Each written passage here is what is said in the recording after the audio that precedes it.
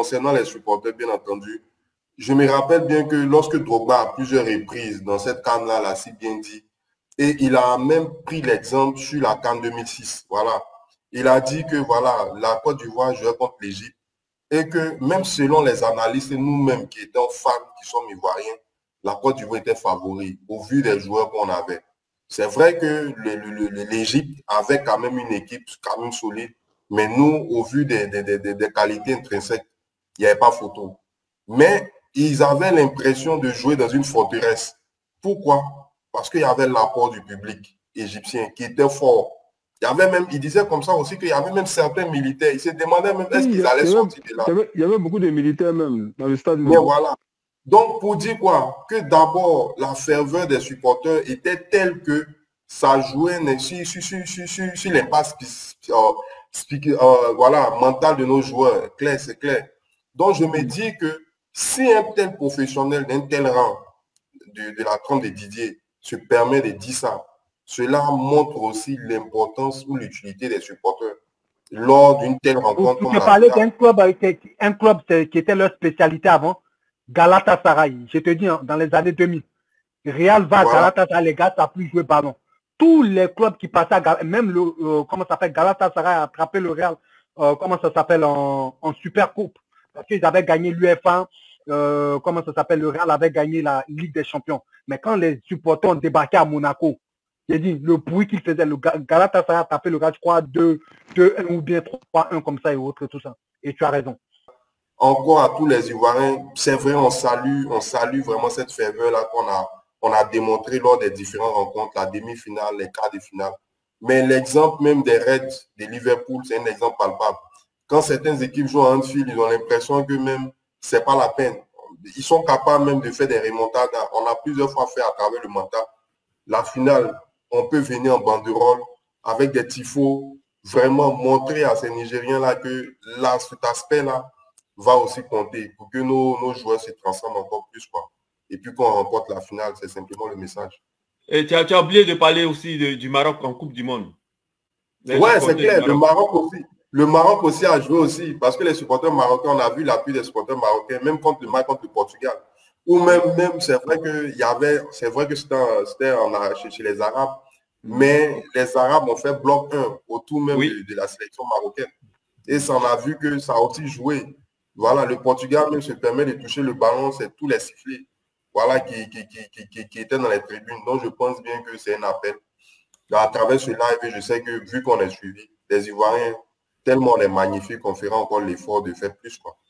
Et ce n'est pas toujours que le pays organisateur arrive en finale dans ces conditions-là. On n'est pas sûr d'avoir une autre équipe comme ça et une autre organisation comme ça, et puis dans cette situation-là. Donc, à situation exceptionnelle, mesure exceptionnelle, il faut se lever même à 6 heures, 7 heures, 5 heures, dès le matin. Parce que c'est la finale de la CAN en même temps. Pour moi, c'est la finale de la CAN, c'est la finale pour les supporters, c'est la finale de tout. Donc, dès le matin, la femme qui vend la loco juste devant chez elle, elle se met elle porte son maillot.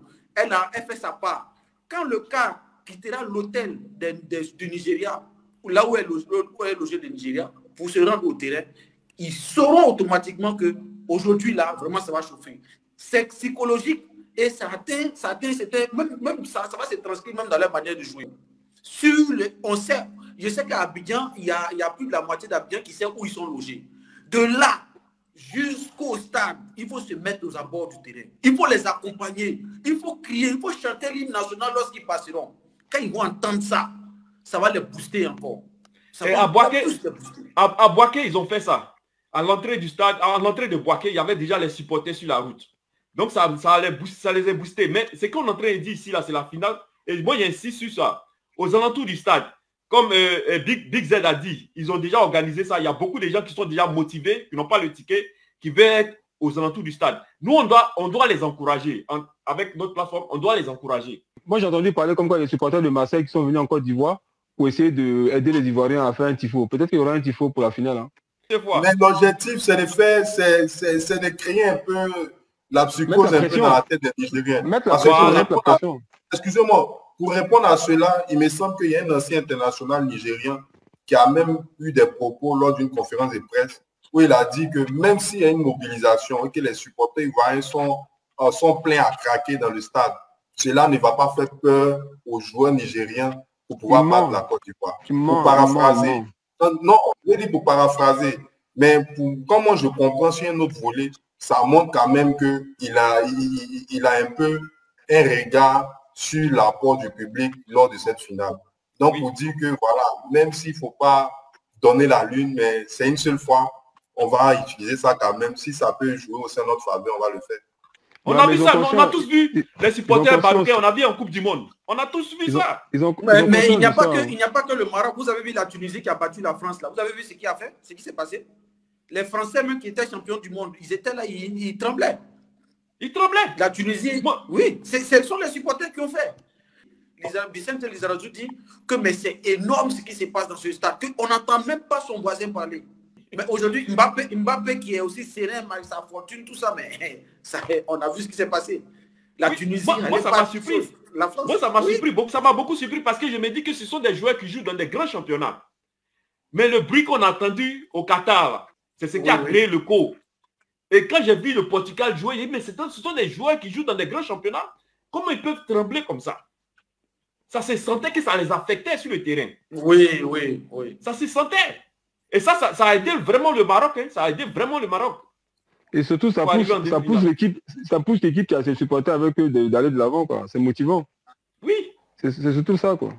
Et puis en plus, les joueurs sur le terrain, quand ils entendent ça, ils se surpassent. Ils n'ont pas le choix. Oui.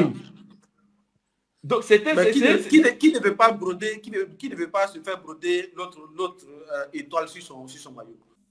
C'est important de savoir que les statistiques nous montrent que 98% de ceux qui suivent nos vidéos ne se sont pas encore abonnés à notre chaîne YouTube. Et notre vidéo la plus populaire a fait plus de 25 000 vues. Mais nous avons moins de 3 000 abonnés. Donc, si vous n'êtes pas encore abonné, abonnez-vous dès maintenant.